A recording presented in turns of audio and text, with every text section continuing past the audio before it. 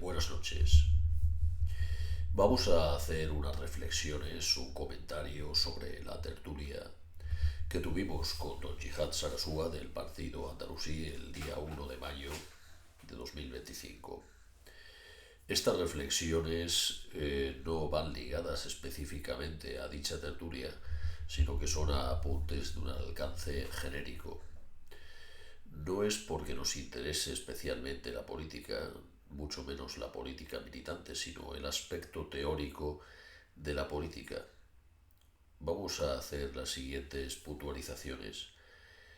Es cierto que por una estrategia propagandística quizá hemos denominado al partido andalusí con el adjetivo islámico, pero ciertamente el partido se llama Partido Andalusí y aunque está formado por musulmanes, no hay únicamente musulmanes en el partido, sino que es un partido multiconfesional.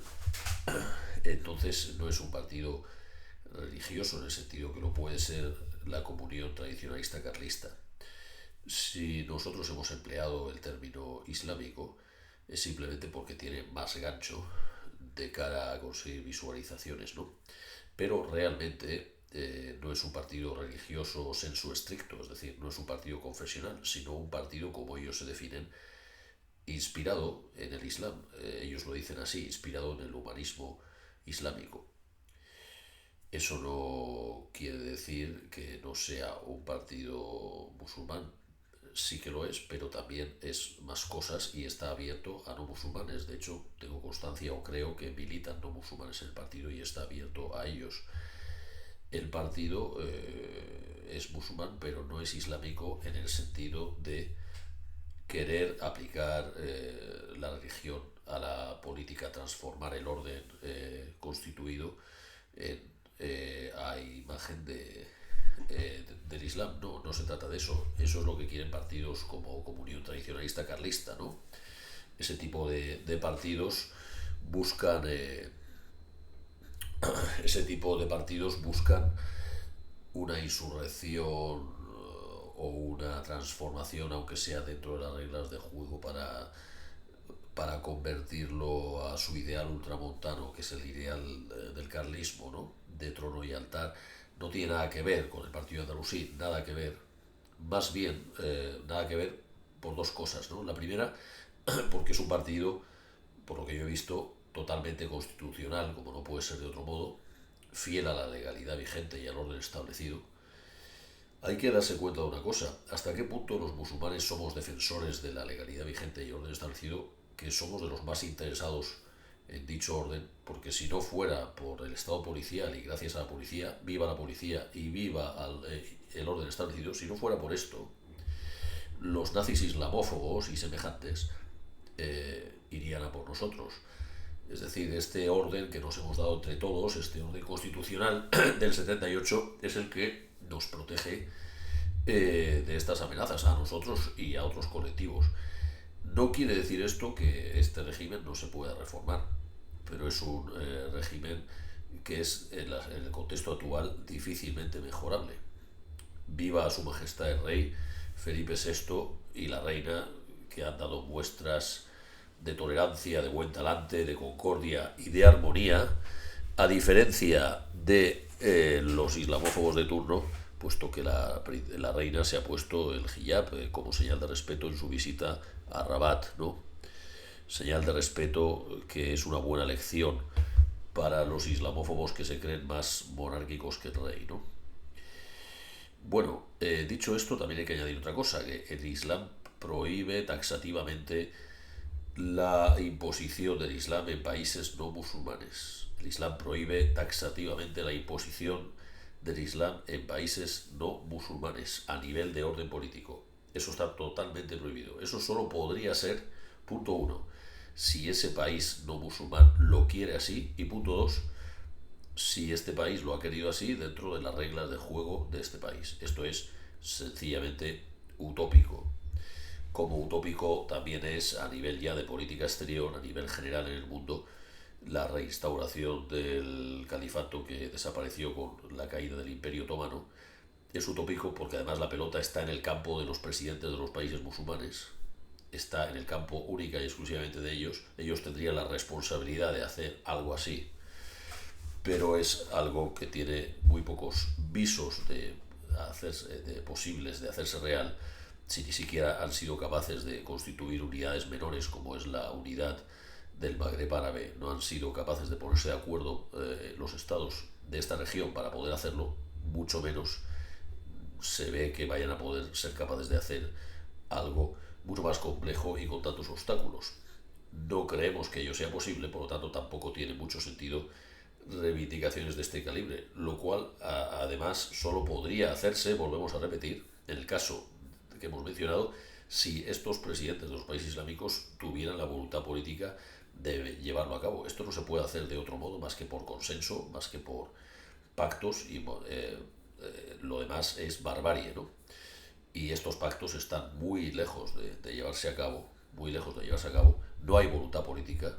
Aparte, aunque la hubiera, o si la hay, es prácticamente imposible porque el contexto del mundo no acompaña a ello. Por lo tanto, este desideratum es una pasión inútil. Más bien el desideratum y lo que los musulmanes deben pedir es la llegada del Mehdi, alayhi salam. Análogo que también los musulmanes esperamos al Mesías de los cristianos.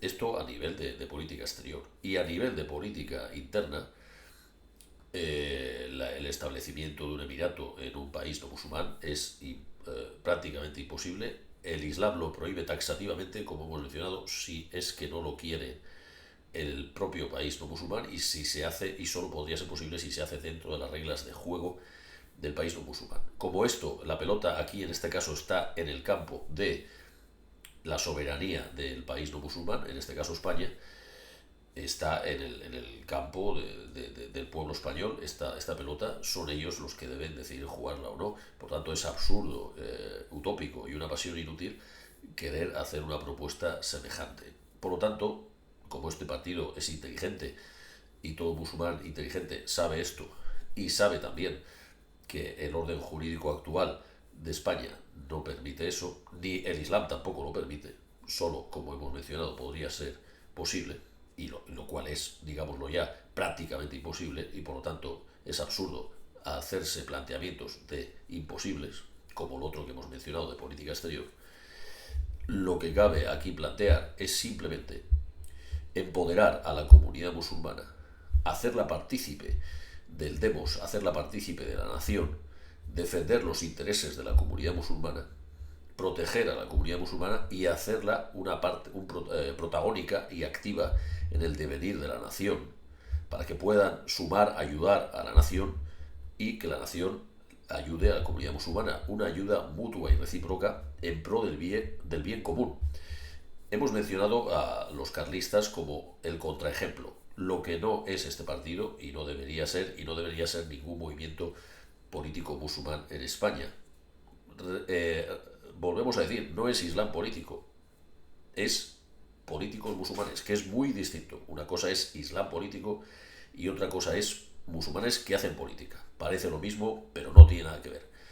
Islam político está descartado en el sentido de que es inaplicable en el orden constitucional vigente, que los musulmanes defendemos como los que más, por lo que hemos mencionado, de que es la garantía que nos da la seguridad frente a los islamófobos que nos quieren exterminar. Cuando desaparece todo derecho internacional, todo orden, todo pacto, vemos lo que pasa en zonas como Israel, ¿no? No nos conviene a nosotros que caiga el orden, o que caiga el orden como ha pasado en Siria y Irak, cuando aparecen los insurrectos golpistas apoyados por Occidente y cometen toda clase de barbarie, toda clase de barbaridades, ¿no? Por lo tanto, estamos con el orden establecido, estamos con el orden legal, viva el rey, viva la policía, viva el orden vigente, viva el orden establecido, lo cual no quiere decir compartir los valores, sino acatar. Como dijo Gil Robles en referencia a la Segunda República, acatamos pero no compartimos. Nuestra democracia no es una democracia militante como la democracia alemana, en la que se obliga a compartir, no solo a acatar, es decir, se obliga a compartir valores. Aquí pueden concurrir fuerzas muy diferentes que buscan una transformación del orden social, como los marxistas, incluso los nazis, los falangistas, los libertarios de tipo capitalista antiestado, los independentistas, los separatistas, los comunistas, todas esas fuerzas se oponen al orden establecido, pero en teoría son legales mientras respeten sus reglas y mientras no quieran hacer una rebelión y insurrección. Pero un partido como el que hemos mencionado y lo que debe ser el camino de los musulmanes que se dedican a la política, que no el islam político, que eso está descartado, luego haremos otra reflexión al respecto. Los musulmanes que se dedican a la política deben estar a favor del orden establecido por lo que hemos mencionado, y es utópico y absurdo planteamientos incluso dentro de lo que son esos movimientos que quieren transformar el orden establecido, porque en el caso nuestro es un imposible utópico en el contexto actual. Por lo tanto, incluso diríamos que no solo que respetamos el orden establecido, sino que incluso compartimos algo de lo que en Alemania se llama democracia militante. Es decir, una defensa del orden establecido actual en el contexto actual. La política es el contexto actual, ¿no? Decíamos que aquí vamos a hablar más al respecto de lo de que el islam político actualmente, obviamente en el mundo no musulmán, no tiene cabida, y en el mundo musulmán pues es defender también el orden establecido del emirato. Dice el hadith que quien no jura lealtad al emir muere en la yajilía, ¿no? En el orden no musulmán hay que recordar el ayat del Corán que dice la ikra fid din, es decir, queda abrogada la coacción en la religión. Es decir, no se puede imponer Islam a los no musulmanes, a los países no musulmanes. No se puede imponer Islam a los países no musulmanes, y ni siquiera a los no musulmanes en países musulmanes, que ese es otro tema, que es responsabilidad del emir el aplicar la jizya, que casi ningún país musulmán actualmente aplica, o muy pocos, pero de todas maneras eso es responsabilidad del emir, no de los musulmanes de a pie. Y aquí en España, que es donde estamos, pues queda clarísimo que la yihad ha sido abrogada. Otra cosa es la legítima defensa, como todos los países del mundo y de todas las civilizaciones y en todas las épocas. Es ley natural y es de lógica que hay un derecho a la defensa, como España tendría un derecho a la defensa si Alemania le ataca, por ejemplo. Pero lo que es una yihad ofensiva, eso está abrogado desde que apareció el ayat la ikra fid din, y si no me equivoco en el sermón de despedida, cuando se dice hoy vuestro din ha quedado completado. Decíamos que es importante entrar en política. Hay un hadith que dice el que habla la lengua de un pueblo está protegido del mal de ese pueblo. Y también otro hadith que dice es árabe quien habla árabe. Estos dos hadices vinculan nacionalidad con lengua, y esto es importante. La nacionalidad es la lengua. Decía Heidegger que el habla es la casa del ser. Si la nacionalidad es la lengua, quiere decir que la nacionalidad no es una cuestión étnica, biológica, ni siquiera cultural, sino una cuestión lingüística. Formar parte de una nación es formar parte de su imaginario, y el imaginario, decía Gellner que la nación es una comunidad imaginada, el imaginario está en el lenguaje. Pero el lenguaje no solo son las palabras ni el vocabulario, el lenguaje son pues cierta convivencia, ciertos usos y costumbres, una koiné, ¿no? Unas normas comunes. España está por formar, por constituir. Se dice que dicen los racistas que los inmigrantes deben integrarse, pero ¿cómo ellos exigen a los inmigrantes que se integren si ni siquiera entre los españoles nos ponemos de acuerdo con qué es el marco? Antes estábamos hablando del marco jurídico, ahora vamos a pasar a otro tema que no tiene nada que ver, que es el marco, la koiné, ¿no? El marco identitario. Los españoles no están para nada de acuerdo en cuál es el marco identitario común. Hay españoles ateos, españoles católicos, españoles musulmanes, por supuesto, como nosotros. Hay españoles liberales, españoles comunistas, separatistas, castellanistas, mesetarios, periféricos, regionalistas, centralistas. Hay infinidad de culturas políticas e ideológicas, por lo tanto no hay un acuerdo común de lo que debe ser la identidad española. En ese sentido, el andalucismo tiene mucho que aportar. Tiene que aportar un pegamento entre la comunidad musulmana y España. Ese pegamento, ese intermediario, esa zona de tránsito, es perfecta como andalucismo, porque el andalucismo vincula la historia del pasado de España y de los musulmanes, y los musulmanes del presente, con un proyecto nacional español. El proyecto nacional español quedó cortado en la guerra civil y antes incluso Américo Castro, Ganivet, Blas Infante marcaron una senda de concordia, de la llamada de las tres culturas, de armonía nacional, que el paradigma posterior, aunque al final del franquismo se intentó corregir ese paradigma de homogeneizar la nación en base a lo blanco, lo castellano y lo católico, luego se atenuó cuando el franquismo dio importancia a los gitanos o a lo andaluz como esencia de España, etcétera, o personajes arabistas como Asín Palacios. Eso se atenuó, pero ya el mal estaba hecho, ¿no? Y actualmente pues vemos los frutos de esa negación de la parte más idiosincrática del ser de España en frutos tan malignos como son Vox, ¿no? Para callar a Vox, y esto es importante porque a los musulmanes nos conviene hacer política, otra cosa, entrar en política para los profesionales de la política, ¿no? Pero hacer política en sentido teórico, como estamos haciendo ahora, nos conviene porque lo que hay que hacer es no cometer el error que cometió la izquierda. La izquierda en España cometió un error que le ha dejado una autopista a la extrema derecha y al fascismo y a los nazis.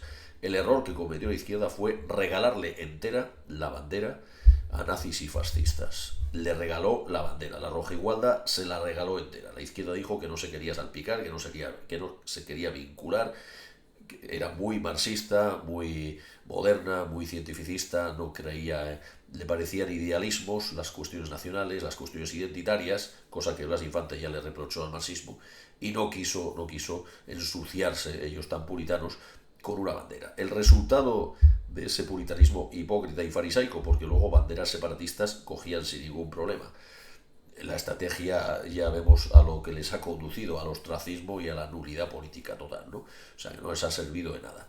Y el resultado ya lo tenemos, el fascismo más fuerte que nunca, el castellanismo mesetario uniformador más fuerte que nunca y ese españolismo en la peor de sus versiones más fuerte que nunca, la versión castellanista mesetaria homogeneizadora. Los musulmanes no debemos cometer el mismo error que la izquierda nos ha precedido y nos ha enseñado cuál ha sido su error y de lo que le ha servido ese error. Nosotros sí que debemos disputar la bandera y el demos y la cuestión nacional, la identidad nacional, a nuestro mayor enemigo político, que son los islamófobos. Hay un ayat del Corán que dice: ¿acaso no hay peor gente que los que destruyen o prohíben, no me acuerdo exactamente, los que destruyen o prohíben las mezquitas de Allah? ¿Acaso hay peor gente que los que destruyen las mezquitas de Allah? O prohíben las mezquitas de Allah, esos son los islamófobos, ¿no? También un ayat del Corán dice que, más o menos, que hay diferentes, los no musulmanes no son todos iguales, que hay unos mejores que otros. Y sabemos que hay otro ayat que dice que los cristianos son más cercanos a nosotros que los idólatras y los judíos en tanto religión, ¿no? Eso se ha visto en el terreno de los hechos históricamente, ¿no? Los herederos del cristianismo, pues hoy en día es la cierta izquierda secular, pero también partidos como PP y PSOE que están en una centralidad a la que a nosotros nos interesa acercarnos. Habíamos puesto el carlismo como contraejemplo que el Islam que los musulmanes no debemos seguir en la política. Más bien, ahora vamos a ponerlo porque es un contraejemplo de un partido que busca la insurrección y un cambio de régimen, incluso es un partido insurreccional y no lealista. Pero sí que hay otros partidos que sí que nos sirven de ejemplo, que son partidos análogos totalmente, porque son partidos de centro izquierda o centro derecha, como lo es el partido andalusí, por ejemplo, y lo que debería ser un partido de inspiración islámica, que son el PNV y Unió Democrática de Cataluña, Unió, la famosa Unió de Durán y Lleida. Estos dos partidos, el PNV y Unió, han sido, o a veces se han definido como de centro derecha, otras veces se han definido como de centro izquierda, incluso muchos de sus políticos se han pasado al PSOE, como Espadaler, que ahora está en el PSC y era de Unió. Estos dos partidos, Unió y el PNV, no son separatistas, pero sí que son nacionalistas, no son separatistas, pero sí que son nacionalistas, son de inspiración en el humanismo cristiano y son de centro izquierda o centro derecha según sus etapas, y han estado siempre muy próximos a pactar con PP y PSOE. Es justo lo que necesita una política de musulmanes en España, y es las coordenadas en los que me parece a mí, en mi modesta opinión, que veo muy bien, por cierto, al partido andalusí. El partido andalusí debe mirar como ejemplo a lo que fue el PNV y lo que es el PNV y lo que ha sido Unión Democrática de Cataluña, evidentemente sin caer en los vicios que han tenido estos partidos de corrupción y demás, ¿no? Pero son un ejemplo perfecto, ¿no?, de partidos instalados en el lealismo al régimen, que no son separatistas, pero que sí que son nacionalistas, enseñan una vía nacionalista no separatista, que son pactistas, que están dispuestos a tener una mano de estabilidad al PP y al PSOE, que no son para nada extremistas y que son religiosos, pero en un sentido no apologético ni confesional, como son los carlistas, sino en el sentido que a nosotros, como musulmanes en España, nos interesa, que es, como define el partido andalusí, humanismo islámico, casi calcado o copiado de lo que el PNV y Unión Democrática definen como humanismo cristiano, que es una inspiración para su política. Y del mismo modo que tanto el PNV como Unión Democrática permitían a no cristianos en sus filas, el partido andalusí lo mismo, ¿no? Permite a no musulmanes en sus filas. Son partidos de talante, partidos abiertos, tolerantes y plurales, ¿no? Y aceptan en las reglas de juego el régimen legalmente constituido y buscan propuestas de defender los intereses de su comunidad, pero también el bien común, un doble interés, ¿no? Defender el bien común y defender a la propia comunidad. Claro, esto me hace pensar en Jordi Pujol. Esto va para... ahora dirijo el mensaje a lo que han sido la parte de los españoles no musulmanes que pueden sentir cierta preocupación ante la constitución de partidos multiconfesionales en los que hay musulmanes. No deben sentir ningún temor al respecto. Incluso se rumorea que Gustavo de Arístegui, que fue portavoz del Partido Popular, entró al Islam. ¿Y qué ha pasado? ¿Ha sido un peligro Gustavo de Arístegui para la sociedad española?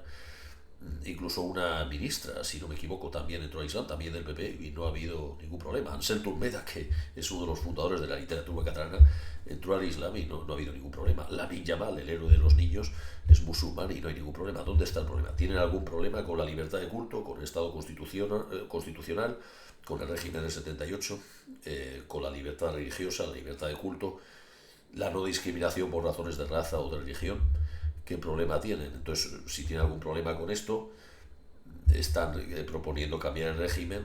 Si lo hacen con las reglas de juego, pues aún, pero si buscan una insurrección, son ellos los que no están a gusto en este sistema. Pero los musulmanes están muy cómodos, estamos muy cómodos en este sistema, como lo ha estado Unión Democrática o el PNV, ¿no? Pero decía Jordi Pujol, y esto va para que no se preocupen los no musulmanes, que la garantía para defender a la patria es integrar en un sentido positivo a la gente de origen extranjero. Se nos pega el lenguaje de la extrema derecha, ¿no?, que está tanto en auge. Son ciudadanos españoles como todos los demás, ¿no? Decía Pujol que si el nacionalismo catalán, el catalanismo, se mostraba amable y simpático a los nuevos catalanes, que en su época eran andaluces y extremeños y gente venida del resto de España, pero también se refería a la nueva inmigración que vino después, decía que abrazarían la causa del catalanismo. Si el catalanismo se les mostraba amable y simpático y ampliaría su base y sumaría a gente. Pero si el catalanismo confrontaba con ellos, como querían otros, como Heribert Barrera y otros personajes, el catalanismo perdería fuste, perdería músculo y, de hecho, cuando hubo el procés independentista, ¿qué es lo que pasó? Pues lo que dijo Pujol, ¿no? Que Ciudadanos, que era un partido que se enfrentaba al catalanismo, cogió mucha fuerza. Lo mismo pasó en la República cuando estaba fuerte ciertas tendencias independentistas y nacionalistas, que cogió mucha fuerza el lerrouxismo. ¿Y hoy qué pasa? Pues Orriols ha hecho la pesadilla que temía Pujol. Un nacionalismo catalán que, en lugar de ser simpático, amable y de sumar, lo que hace es confrontar contra lo que ellos llaman charnegos, los inmigrantes españoles, y confrontar también contra los musulmanes, y haciendo que tanto charnegos como musulmanes se sientan extranjeros en Cataluña. Pero eso destruye al país. ¿Esto por qué lo decimos? Porque Vox está haciendo lo mismo. Y un auténtico patriota español lo que le interesa no es hacer tan antipático el nacionalismo que empuja a los inmigrantes a sentirse extranjeros y por lo tanto van a sentirse fuera del proyecto nacional y no van a sentirse partícipes del proyecto nacional.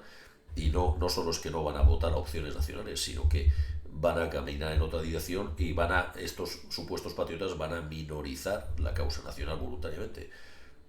De lo que se trata es de ampliar la base, como dijo Pujol, hacer al nacionalismo amable, y esto le va a ayudar a que perviva la nación. Lo han entendido muy bien, lo entendió muy bien el puyolismo, lo han entendido muy bien en Estados Unidos, que si la nación no es esencialista, sino un sumate abierto a todos los orígenes, la nación pervive. Pero si la nación se vuelve esencialista, se cierra sobre sí misma y se enfrenta y es apellidista y se enfrenta a la gente de otros orígenes, la nación se va a extinguir ella sola, porque va a provocar que, siendo tan excluyente, a los que no son de esa supuesta nación pura no les interesa la nación, y la nación se va a inmolar, se va a suicidar ella misma, ¿no?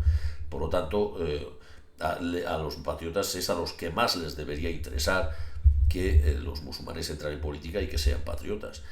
No tiene nada que ver el ejemplo, pero cuando decían aquello de no tiene nada que ver el ejemplo, pero sin tener nada que ver el ejemplo, ellos decían que les interesaba que la izquierda Berchale estuviera en las instituciones y no en la calle, sino en las instituciones. Pues ahora, ¿por qué no dicen lo mismo? Y no dicen que les interesa que los musulmanes estén en las instituciones.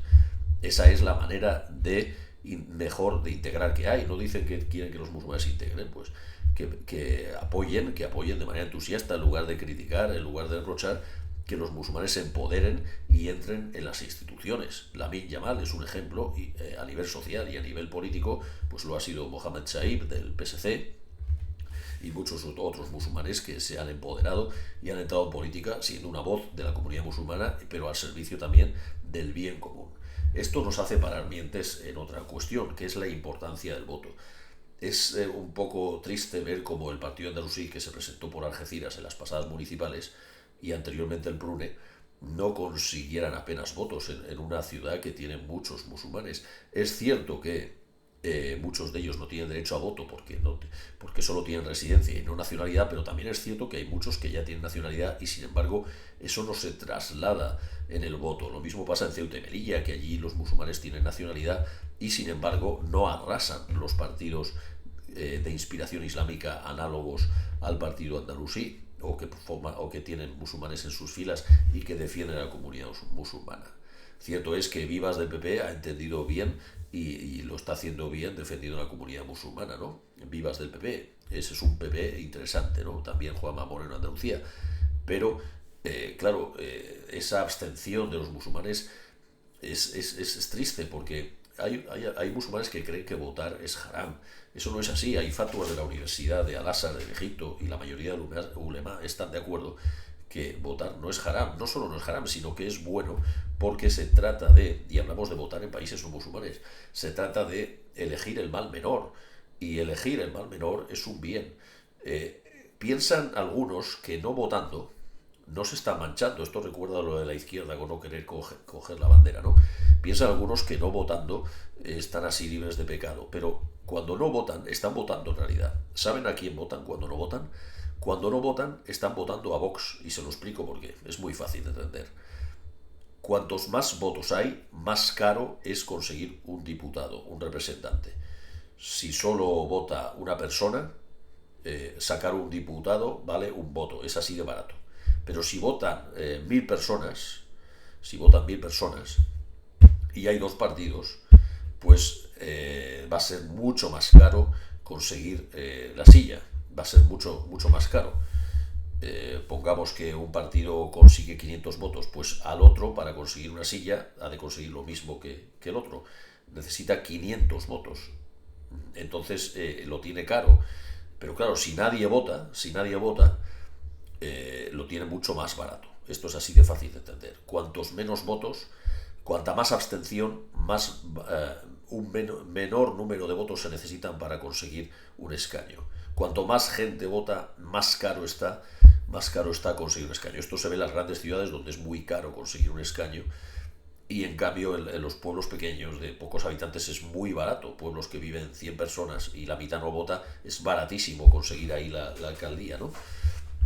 Claro, en partidos pequeños, que no son PP y PSOE, están estos partidos están deseosos de que haya abstención, porque cuanta más abstención, más posibilidades tienen ellos, más barato lo tienen para conseguir entrar. Si en Cataluña, por ejemplo, Vox, que es uno de los partidos que menos votos sacan, más minoritarios, si le estás regalando, le estás abaratando las posibilidades de entrar porque te abstienes de votar, se lo estás poniendo fácil, le estás haciendo que le estás abaratando, le estás pagando su obtención de silla, su obtención de diputado o de parlamentario. Mientras que si votas en masa se lo estás poniendo difícil y cuanto más pequeño el partido, más caro lo va a tener para conseguir su objetivo, ¿no? Por lo tanto, hay que votar porque cualquier partido va a ser mejor que Vox u Oriols, ¿no? Vox u Oriols, que son los partidos más islamófobos que hay. Recordemos que el Ayat dice que no todos los no musulmanes son iguales, los hay mejores y peores. Y también el Ayat que dice que acaso hay alguien peor que quien prohíbe las mezquitas, ¿verdad? Pues esos son Vox y Oriols, cualquier partido es mejor que ellos, sea el PP, sea el PSOE, sea el PNV, sea la CUP, el que sea, Podemos, Sumar, el que sea, votad a quien queráis menos a esos. En mi modesta opinión, hay fatuas que lo dicen, no decimos que sea obligatorio votar ni mucho menos, pero simplemente que es un bien porque aparte de que votar es participar de la fiesta cívica, de la democracia. Ahora vamos a decir otras, y es empoderar y es a la comunidad, es hacerla partícipe del devenir de la nación. Vamos ahora a comentar también otras cuestiones que preocupan a los no musulmanes de esta participación de los musulmanes en política, que no islam político, sino musulmanes que hacen política, que como ya hemos dicho al principio, son dos cosas muy diferentes, aunque algunos quieran hacernos creer que son lo mismo y no tienen nada que ver. El ejemplo de los musulmanes que hacen política son PNV y Unión Democrática y no es el carlismo. Y no conviene, no conviene además que sea, ni conviene ni debe ser, ni por principio ni por práctica. Pero además a los musulmanes les interesa salir del gueto sociológico en el que la sociedad islamófoba empuja a muchos musulmanes, ¿no? Y qué mejor manera de salir que ese pegamento que hemos mencionado antes. Haremos un vídeo sobre la cuestión nacional, que es un tema candente. Pero vamos a mencionar ahora por qué no deben preocuparse los no musulmanes. Hemos dicho que ni hay una voluntad de transformar el régimen político. Esto solo se puede hacer dentro de las reglas de juego y respetando la soberanía. Y si el pueblo español quiere, lo cual es utópico, no hay por lo tanto ningún interés en algo utópico que sería perder tiempo. Ni tampoco en un califato, que eso es, la pelota estaría, eso es a nivel no de España ni de los países no musulmanes, sino de los países musulmanes, y la pelota estaría en el campo de los presidentes, que son los que tienen la responsabilidad y no el pueblo, y ellos no están por la labor y es también otra cosa utópica. En ese sentido, no hay que desear eso. Lo que hay que desear, bueno, es mi modesta opinión, porque es desear una cosa casi imposible. Es mejor y más fácil y mejor además desear que llegue al Mehdi, que es una cosa escatológica y no política. Escatológica y no política. Pero además, para que se quiten el miedo los no musulmanes, la yihad está abrogada, ya hemos dicho, la Ikrafid-Din está prohibida taxativamente, no puede haber imposición del Islam en los países no musulmanes. Además, el Islam obliga a cumplir los pactos y respetar el orden establecido que a nosotros es a los que más nos interesa, porque sin ese orden establecido los islamófobos y nazis vendrían a por nosotros. Ya lo hacen habiendo orden, imaginémonos qué sería si no hubiera orden, ¿no? Pero además no solo por este egoísmo, sino porque por principio hay que respetar los pactos y las soberanías. Siempre nuestra idea es contra el colonialismo, contra el imperialismo, defender las soberanías de Venezuela, de Rusia, de Irán, de España, de Estados Unidos, que cada país se defienda su soberanía frente a injerencias, frente a imperialismos, ¿no? Y frente a insurrecciones y rebeliones, tanto en el mundo islámico como en el mundo no islámico. Eso además está claramente explicado en los hadices, ¿no? El tema del velo, que parece ser que es lo que más preocupa a los no musulmanes, ¿no? En España el Código Penal prohíbe la imposición del velo, por lo tanto no consta que eso exista, y si existe es un tema penal que España no está, la pelota está en el campo de los jueces y son ellos los que deben velar por eso, pero en realidad esto no pasa porque la ley lo prohíbe. Entonces, ¿dónde está aquí la preocupación? Además, en un país no musulmán donde eso está prohibido, o sea, está prohibido el ejercicio voluntario de llevarlo, pero no la imposición, ¿no? En la ley actual española está prohibido el ejercicio. Decíamos que no es responsabilidad de los musulmanes, es una responsabilidad individual de la mujer, individual de ella misma con Dios, que tiene la obligación con Dios como religiosa musulmana, con Dios, con Allah, llevarlo, pero no es responsabilidad de los hombres ni de la sociedad musulmana en un país no musulmán o obligarla, no es su responsabilidad porque la ley aquí no lo permite esa obligación y por lo tanto sería ponernos en contra de la ley, lo cual no es nuestra responsabilidad ni nos interesa y tenemos licencia para que no nos incumba. Otra cosa es la pedagogía y incluso en los países musulmanes que la ley no lo permite, como Turquía, pues lo mismo, no es incumbencia y estamos licenciados para no entrar ahí, porque uno no debe arriesgarse en lo que le va a ocasionar un mal.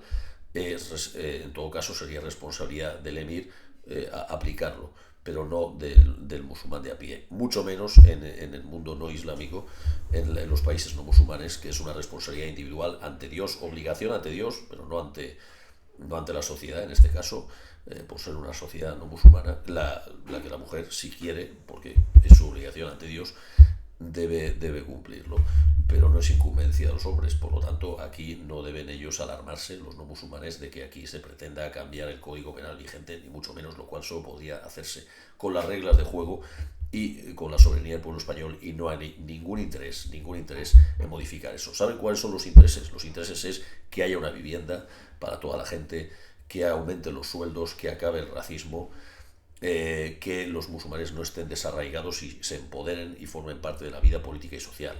Y una forma de patriotismo cívico, como el que soñara Blas Infante, que haga de pegamento entre todas las partes de la sociedad, entre todas las regiones, entre los musulmanes y los no musulmanes. El andalucismo es ese excelente pegamento, para volver a tejer los mimbres de la nación. España, como dijo Ortega y Gasset, está desmembrada, ¿no? Está desmalazada, está invertebrada, y para volverla a vertebrar el andalucismo es ese pegamento excelente. Pues creo que con todo esto ya ha quedado matizado y aclarado. Le emplazamos a don Yihad Sarasúa a una segunda tertulia donde aclaremos estos puntos y le preguntaremos cómo puede su proyecto andalucista convencer a los demás andalucistas de que se sumen a ello, y a los demás españoles que no son andaluces y a los no musulmanes en España también, de sumarse, no ya a votar o a militar en el partido, sino a la idea, de sumarse a una idea que nos conviene, en mi modesta opinión, a todos. Pues eso es todo. Yo no formo parte del partido, no estoy en política, pero me interesa a nivel teórico el debate que abre este tema.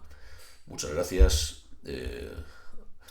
Barakallah, alhamdulillah, salam alaikum, buenas noches.